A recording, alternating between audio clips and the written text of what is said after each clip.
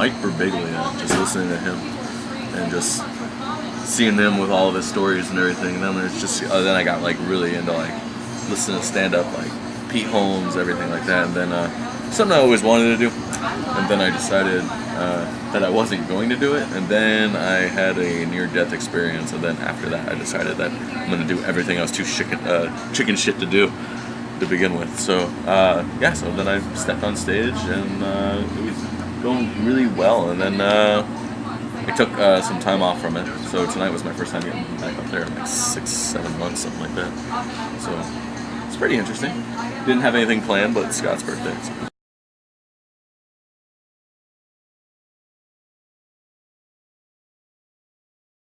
Oh, I was nervous as hell. I was like shaking before getting on stage. I was just like, oh no. I thought I was going to throw up, and like everybody told me that was normal. So even though it was a crowd of my friends, but it's like one of those things where it's like you want your friends to think you're funny, and like you invite them out and everything, and it's like if you suck, they're not going to come back, and they're going to be like, maybe you should just stick to just telling jokes like, you know, when passing. And I was just, you know, so, but first time it was very rewarding. Got a huge response, and then kept doing it, kept getting huge responses, and then I don't know, it just kind of slowed down for me.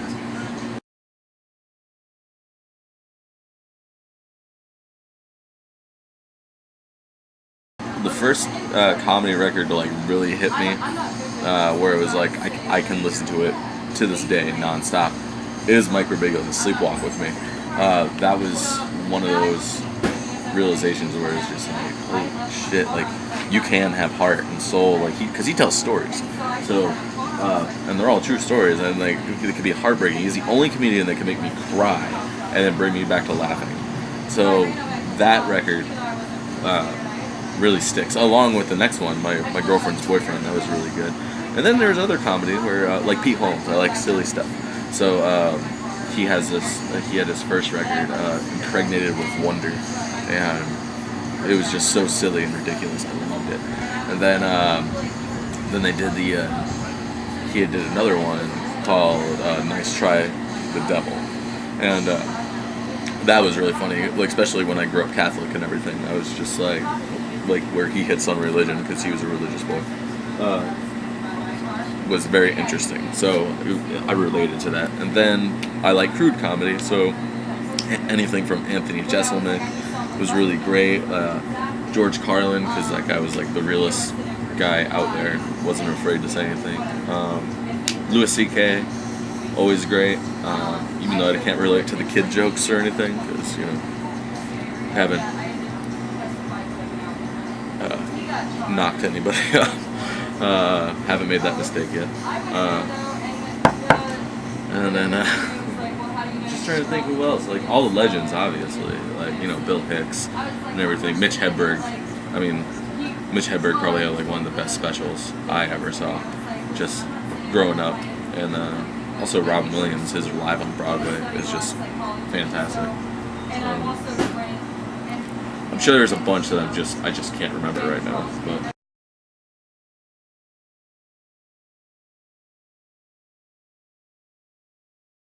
History of the World Part 1, Blazing Saddles, basically anything Mel Brooks touches is gold.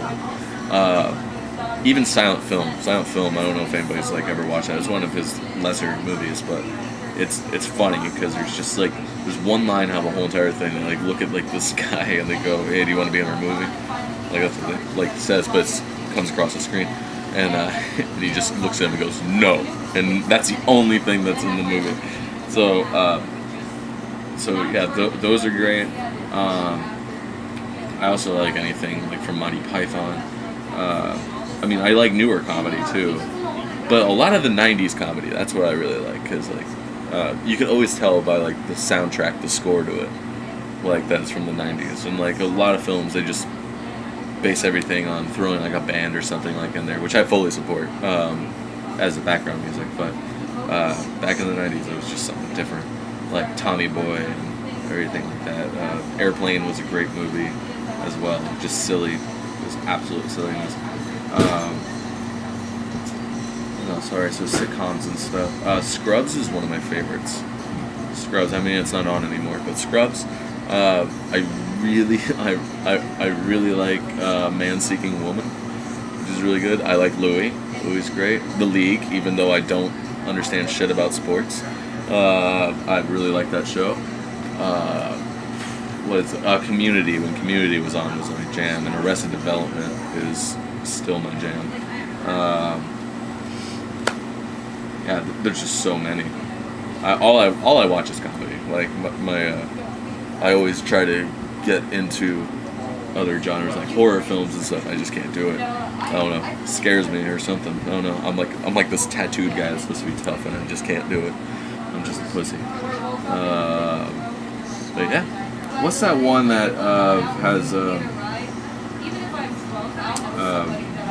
Bob? He's in Breaking Bad. Saul, like the guy that plays Saul Goodman, and God, why can't I remember his name right now? David Cross.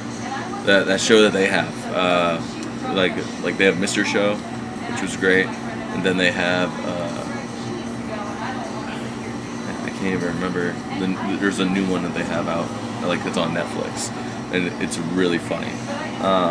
But yeah, that was really good. I like old Saturday Night Live. I'm not really like the newer stuff is starting to come around, but there was like a big difference for like a while, and it was just like, all right, they're running out of ideas or something like that. But one of my favorite things is Bill Hader doing that Stefan character, because John Mulaney came up with that with Bill Hader, and every time you saw him on screen, he would always break character. That's because they would throw a line in that he did not know about.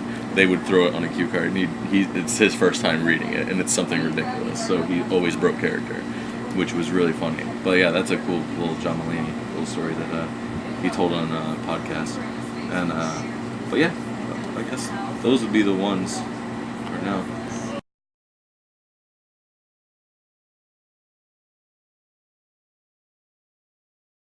I'd want to go on tour with either Mike Birbiglia or Pete Holmes. That would be cool.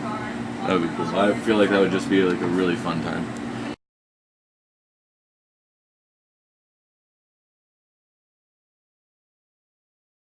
I'd probably want my friends to do it, like, because they're the ones that know me. Like, I would want like Zach Bennett, Casey Crawford. I'd like Jack Napier, a part of that. Scott Harrell, Rika. Like, I would like all of them to be a part of that, versus then having, because I don't know any famous comedians, so it's like well, what are they gonna bring to the table that would be true? Like I would like to hear honesty with it. So I don't know. Everybody makes fun of me already because I don't drink, so it's like it's one of those things. They'll probably just attack that.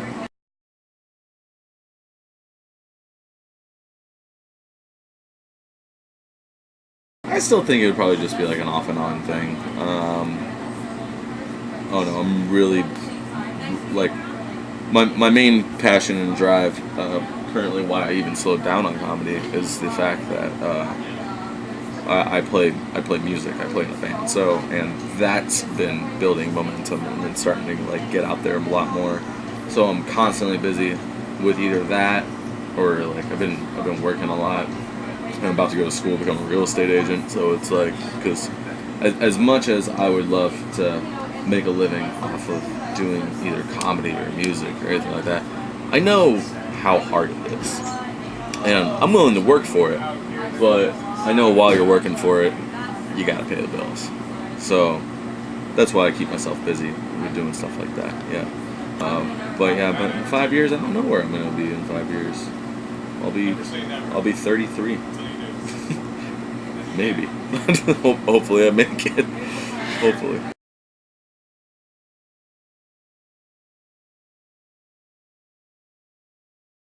I would like to do improv. I think improv would be fun. Like do like an improv group thing. Because if I have somebody up there with me, I mean Marty, like for example, like I would want him roasting me too. He and I did a set together, and it just worked so well. Like we just fed off one another, and it was really cool. So I feel like if you got a group of people where you can do that, then it's just gonna be awesome.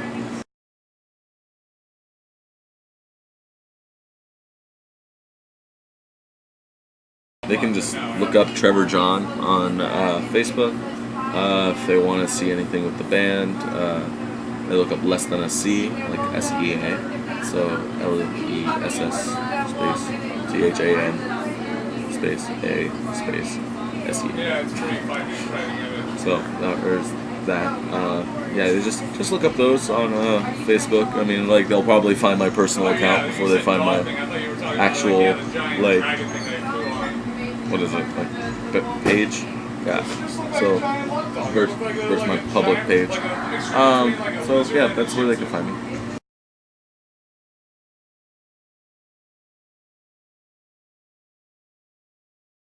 Be aware, like, the fact that you come out, like, means the world to, like, everybody that's performing. So I mean, the only reason why anybody really gets up on stage is hopefully somebody's listening. Hopefully you can relate. If you can't relate, maybe you learned something. Maybe there was something that was, like, really funny that, like, is going to stick with you. You know, there's certain things that, like, I'll say on stage that that are true. That, like, but I mean, like, I know not everybody can relate to it, but most of the time you just gotta remember, like, you're hearing somebody's story versus somebody, like, not everybody's just making up jokes. Some people are telling real stories. So if it's sad, like, sympathize. I don't know, but it takes a lot of guts getting up there. So I mean, like, don't heckle. Like, you want to heckle, that's fine. Like, but prepare to get your ass torn into. That's basically what I would say to somebody.